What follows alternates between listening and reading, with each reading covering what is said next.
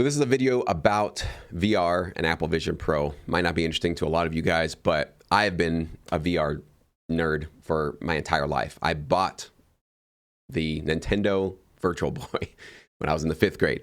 So I have been excited and interested in virtual reality as long as I can remember. So I think it's interesting and relevant to all of you as well, and me, because I think it also opens up the doors for new potential opportunities for us to license our music to. If you're not aware, you should be aware, the TV and film marketplace is still very lucrative. It's still really amazing to be a part of, but it is shrinking, right? We can see that this last year, streaming overtook, it's more than 50% now, our viewership, as opposed to traditional networks and cable. So the getting is still good right now for people that are in the right companies, the right hands, the right production music libraries, but you can just look down the road 5, 10 years, maybe 20 years in the future. It's going to become less and less of a great place to be. Okay, it's not going to be as as fat and happy as it has been. So what do we do about that? Well, we can cry about it. We can quit. We can take our ball and run home and think, well, the good old days are over, so it's all hopeless. That's always an option. We can always do that. However, the other option is we kind of keep our eyes towards the horizon, and we always look for the next platform, the next ecosystem, the next industry that might be birthed that might need music.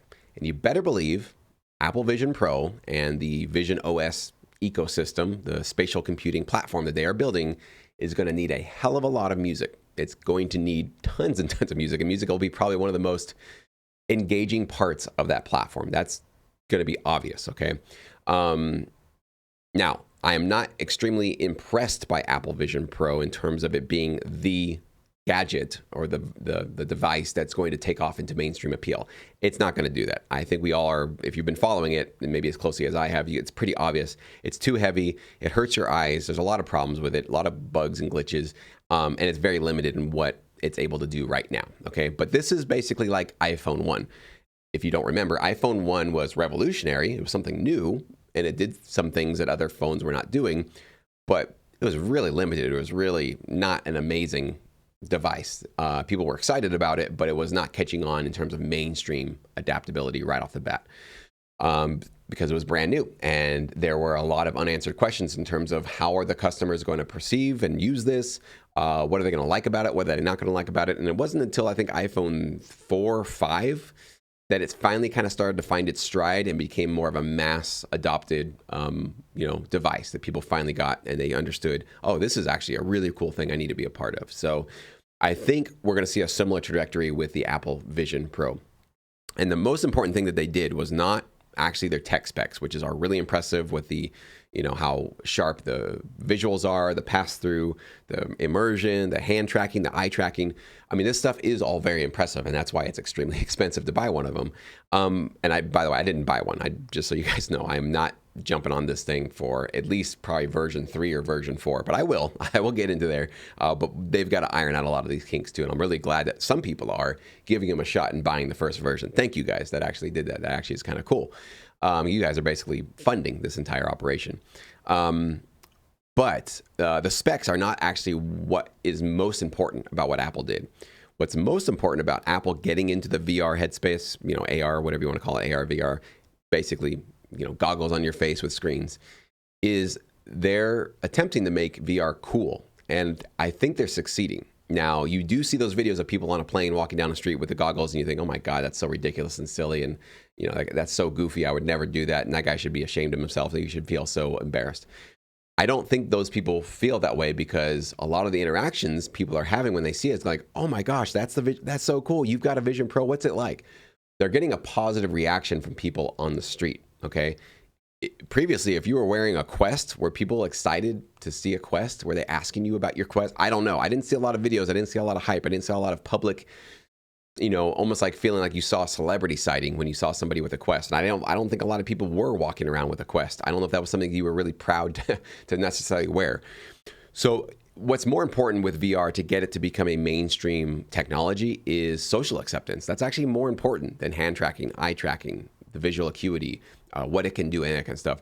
If putting this thing on makes you feel embarrassed and kind of like nerdy or kind of weird or socially awkward, it's never going to catch on, right? If pulling out your phone was kind of like an embarrassing thing to do, smartphones would have never taken off, but nobody's embarrassed. In fact, I've seen people taking selfies in front of other people, which I feel like, shouldn't you feel embarrassed to do that? That's such a weird, strange thing that I still don't quite understand. And in some ways, I admire people that have that amount of either self-confidence or just oblivion to their surroundings, where they're just sitting there taking pictures of themselves in front of other people. But it's socially acceptable. We have gotten to that place now where that's a behavior that human beings as social creatures are like, yeah, that's cool. I mean, it might be a little bit weird for some people, but nobody's really shaming you for doing it, right?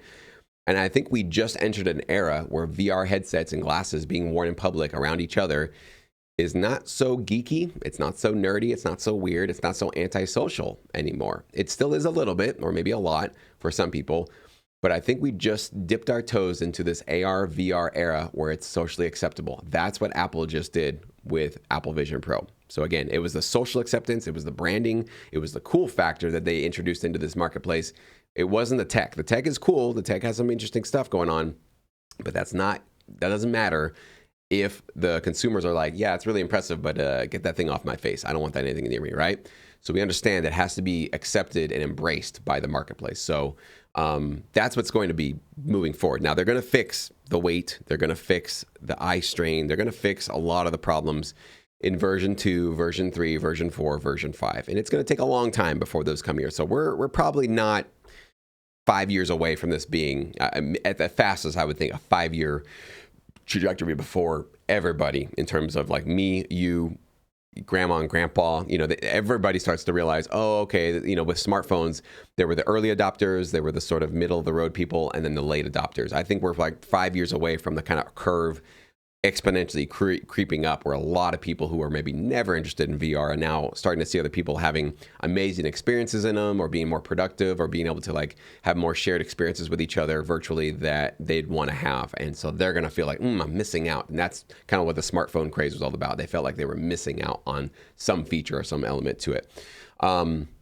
So that's where I see things going. And so I want to be on the cutting edge of that. So as it's becoming more and more accepted and more people are getting into it, I would like to be aware of what apps, what opportunities, what experiences need music, because a lot of them are going to need that. Not to mention, you better believe, and if Apple doesn't do this, they're completely missing on a huge opportunity. But Apple should, I think they will, create a Vision OS version of Logic Pro and probably Final Cut Pro and probably all of their apps. But imagine having your Final Cut Pro, session in front of you in virtual space, but with new features that you couldn't do because now you've got three-dimensional, you got the Z-axis that you can push things forward and back. You can mix maybe more spatially with your hands, with your fingers. You can probably create music in a completely new way. And then you throw AI music creating tools on top of that. And we're going to be reinventing how we make music in an amazing, exciting way. So I'm really looking forward to that. In fact, if version 2 of Vision Pro says, hey, now we've got Logic Pro Vision OS version, and here's all the cool features you can create music with it, I'll probably just bite the bullet and buy it. I'll be honest with you. That'll be enough for me to be so excited about it and try something new.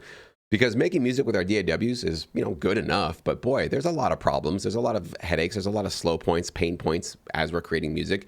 So if I can actually just get away from having to use a mouse and click on things, and I can just point at things and use my hands and get more intuitive with almost like becoming a conductor with my music rather than being like an engineer, like a computer engineer with my music, you better believe I'm jumping all over that, because I think that's going to be able to unleash some new levels of creativity with myself and maybe within all of you. So that's why I'm excited about it, not just for the licensing opportunities, but for the music creation process. I think there's going to be a bright future ahead of us. And, just overall, it kind of reinvigorated my excitement and love for VR, where it had been just kind of asleep for many years because, I did buy, the Oculus, the Quest 1 or the Quest 2 when the pandemic started. And, it just was cool. Novelty factor was amazing. And then I just didn't use it after a while. I didn't have any reason to really turn it on again.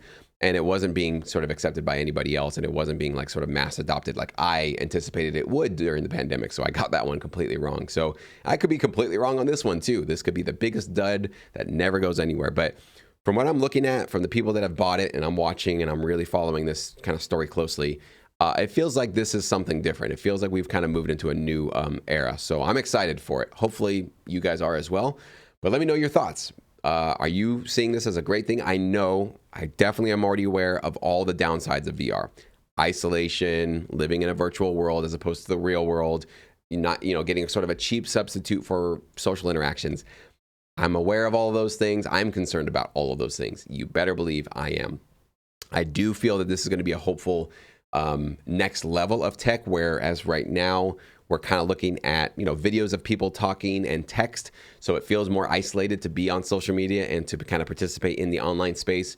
But I am curious, and I'm kind of hopeful to think that if we can kind of see each other in a 3-dimensional space and actually talk to each other and see that, like, oh, you're on my right side, so your voice is coming from my right side, and I can see your eyes, and we can kind of interact a little bit more directly and have more direct feedback with each other's communication style. I do see that as a step forward if we're going to be, continuing on with technology, which I think we all know we're going to. At least in a virtual space, we can have a little bit more one-to-one interaction. It's not going to be the real thing, but it'll be something that feels a lot more real than typing text back and forth and getting into angry comment, arguments with each other. Imagine having conversations actually with people on the other end where you can see their eyes, you can see their demeanor, you can see their body language, which is really a big, probably most of how we communicate with each other. And all of that is just gone on our current social media platforms. We don't get any of that. So our communication is really limited right now. And that's why a lot of bickering and fighting, I think, go on. If you can see somebody face to face, you can feel what they're saying through their eyes and through their bodies, which we can't do now. So trust me, I'm aware of all that stuff. We don't have to hash all of those kind of points out. But if there's anything that you're seeing as sort of a potential for our music and for our licensing opportunities in the future, share it below. I'd love to read it.